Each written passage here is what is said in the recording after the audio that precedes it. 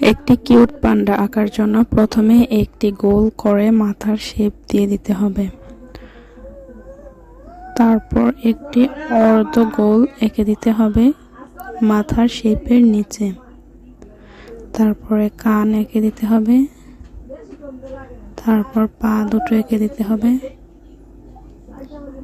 পা দুটো এরকম ভাবে আঁকতে হবে যেন পান্ডাটি বসে আছে বোঝা যায়। তারপর হাত এঁকে দিতে হবে, চোখ,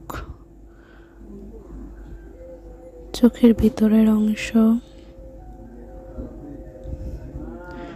নাক, মুখ এঁকে তারপর